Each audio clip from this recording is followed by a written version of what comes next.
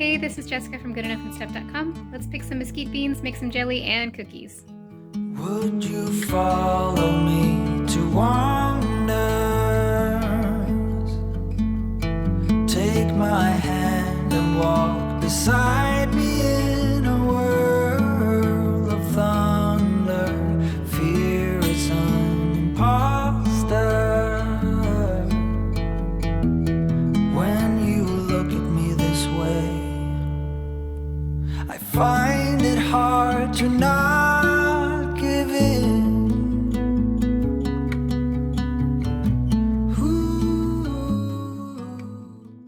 As I've said before in my other foraging videos, always use caution when eating things in the wild. Do your research and carefully compare pictures and descriptions of whatever you're wanting to pick and eat before you put anything in your mouth.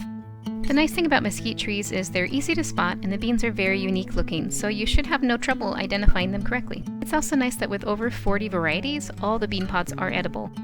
The majority of mesquite trees you'll find in Texas are the honey mesquite trees. That's what we'll be covering in this video. The leaves are small and alternate along the branch and give it kind of a feathery look. The branches also have large, spiky thorns along them, so wear good shoes because you might step on a fallen branch. I wore soft running shoes and got a spike into my foot more than once. The bark is rough and split. Mesquite is a hardwood and is often used for smoking meat. Historically, Native Americans made medicine, glue, furniture, flour, and drinks from different parts of the tree. Settlers used it for fencing because it resisted rotting. Mesquite trees are considered an invasive species, even in areas they're native to because they're so hardy and they grow like weeds. They survive when other plants die off from drought or heat and absorb a lot of the groundwater, which makes it difficult for grass to grow near a mesquite tree.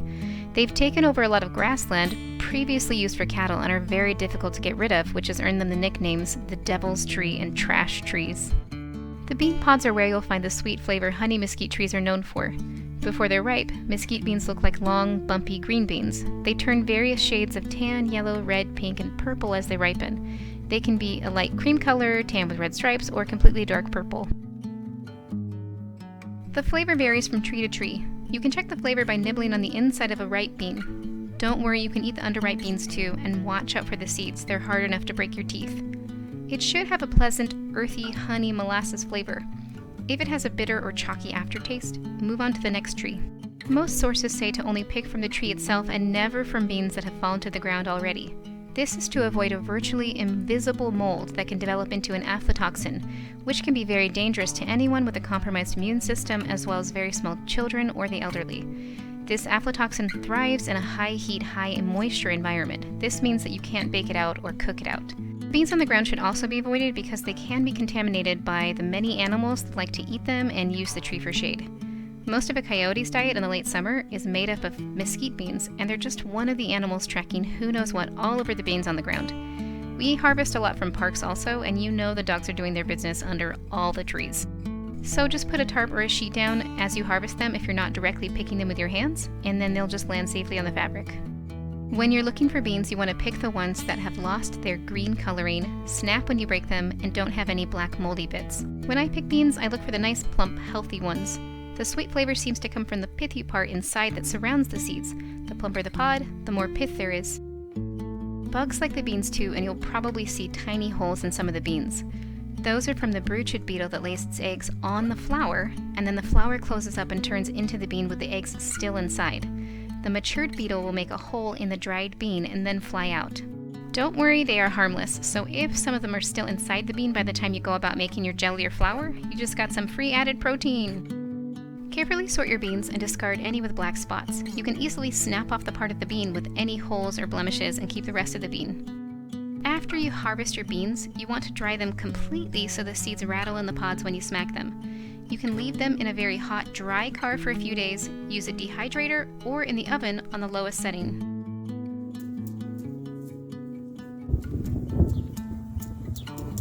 Once they're dry, you can make stuff. You were some of the best of things to find.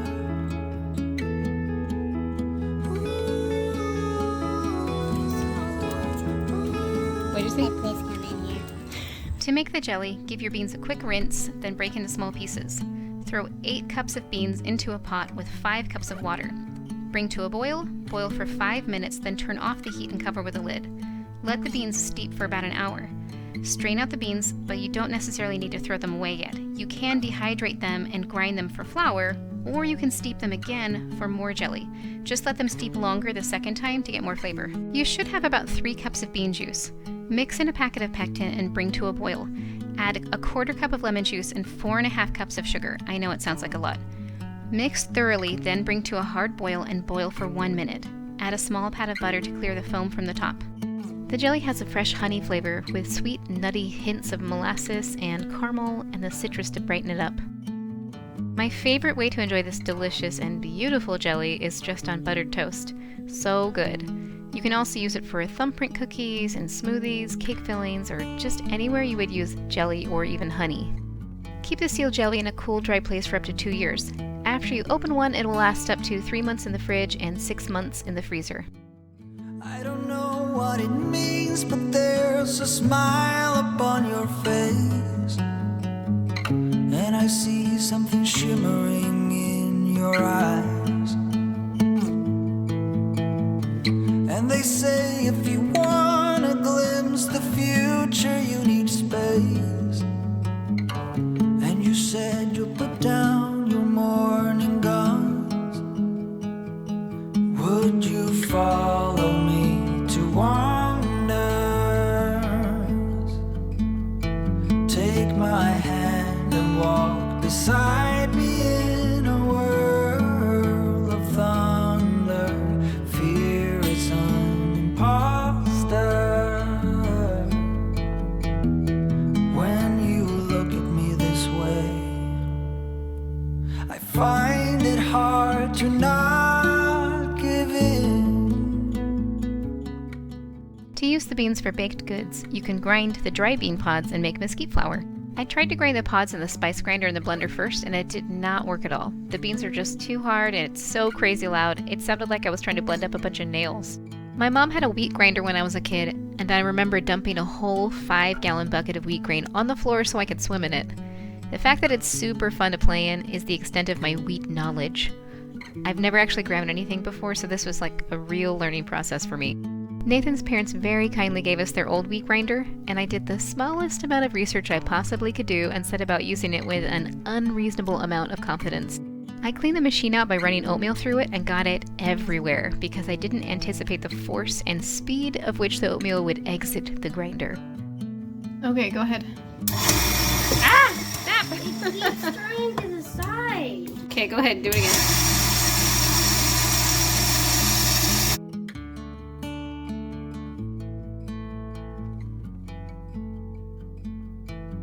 I found the grain sacks to catch the shooting flour, and then I made some more mistakes by badly tying it back to the opening so it was blocked, and then trying to grind mesquite beans that weren't dry all the way. This naturally led to the machine completely seizing up. Nathan helped me take it apart, which is a pain because some of the ancient bolts would not budge, so he had to grind a line across to fit a flathead screwdriver. I also cut my finger by smashing it between the wall and the bottom of the grinder. That sucker is heavy.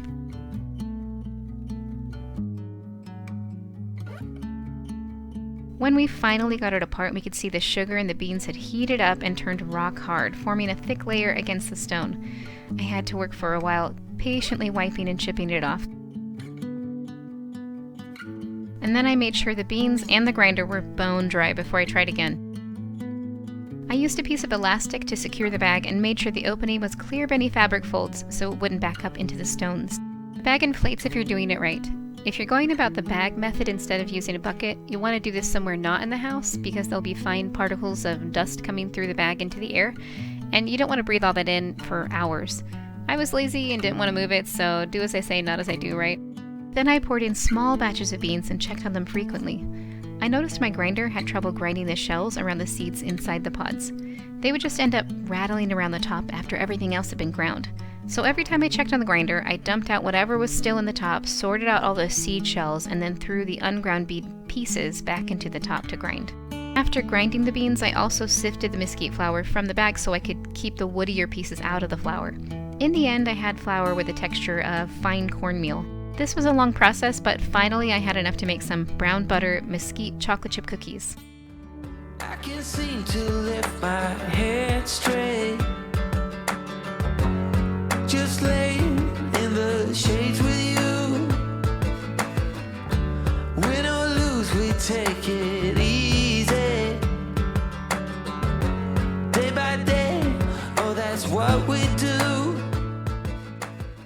To make the cookies, start by grinding 1.5 cups of old-fashioned oatmeal, not instant oatmeal. Use a spice grinder or blender for this. Putting the oatmeal in the actual grinder is overkill because the oatmeal is so soft and it takes way too long in the grinder. Set that aside and brown 1 cup of butter in a pan by melting it over medium-high heat while continually stirring until deep golden brown. It foams up a lot, so you'll need to stir it to see the change of color. It doesn't look like anything's happening, and then it changes really quickly, so be ready to pull it off the stove. Immediately pour that into a large bowl and add 1 cup of granulated sugar, 1 cup of brown sugar, and 1 tablespoon of vanilla extract.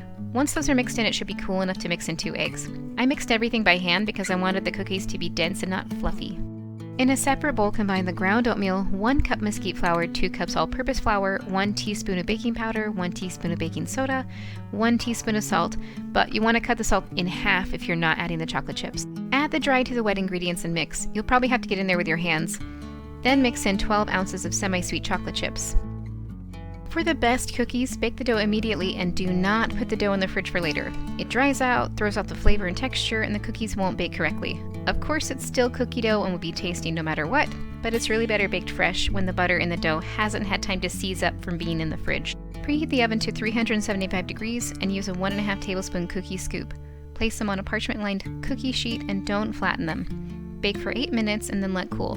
They'll look like they're underbaked because they'll only have like the tiniest bit of brown on the top, and the middle will look pretty gooey, but if you lift them up, you'll see that they're nice and brown on the bottom, and they'll set up perfectly as they cool. These cookies are decadent, chewy, and a little crisp on the edges, really nice to bite into. Sweet, hearty, and delicious with an extra mesquite flavor that's noticeable and delightful, but not overpowering. My sister tried them and she said there was a really yummy extra flavor that she couldn't quite place until I told her what it was. So, if you're looking for a secret ingredient for that next cookie exchange come Christmas, this might be it. If you don't have mesquite trees where you live, you can still order the flour online, but it's a specialty flour so it can be pretty pricey. I will leave a link below so you can check it out though. Hey, thanks for watching my video. I hope you liked it. This was a lot of fun and a lot of work to make. And thanks to my husband, Nathan, we were able to get the grinder going and pick a whole bunch of beans, and that was really helpful. I don't think I would have finished anything or attempted the grinding of the flour if he hadn't been able to help me, so that was great. It was also really helpful to have my friend Bethany kind of figuring this stuff out with me. She was trying out the mesquite beans this year for their first time too, so we were kind of figuring it out and comparing notes and trying each other's recipes, and so that was really helpful to have the feedback on that, so thanks Bethany. If you have mesquite trees where you live, you can just pick them off of the tree and eat them. Even when they're green, you can eat them like green beans, and when they're ripe to pick and use for jelly and that kind of thing, then you can just nibble on them, but just be really careful because the seeds are like rock hard and will chip your teeth.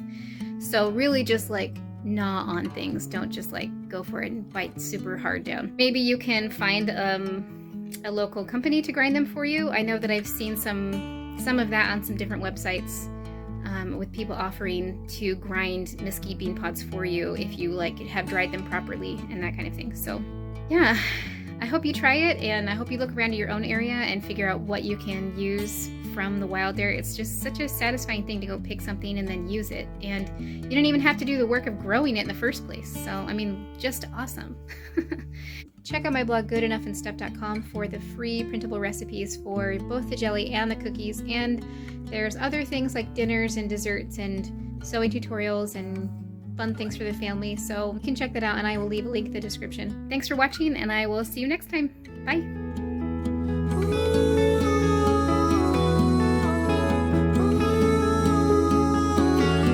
Would you follow me to wander?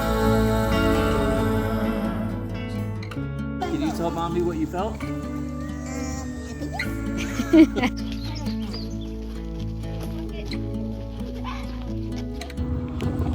What do you think about the fish, Stevie?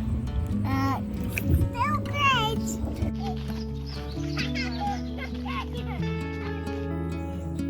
Look at that turtle. A Big turtle. Look at that turtle. Oh, it's so big.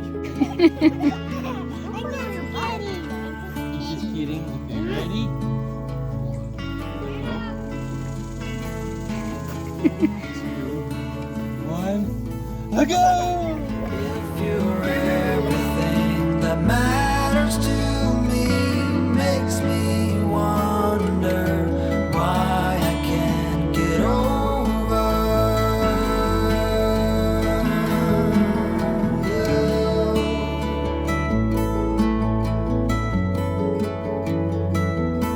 When you look at me this way, I find it hard to not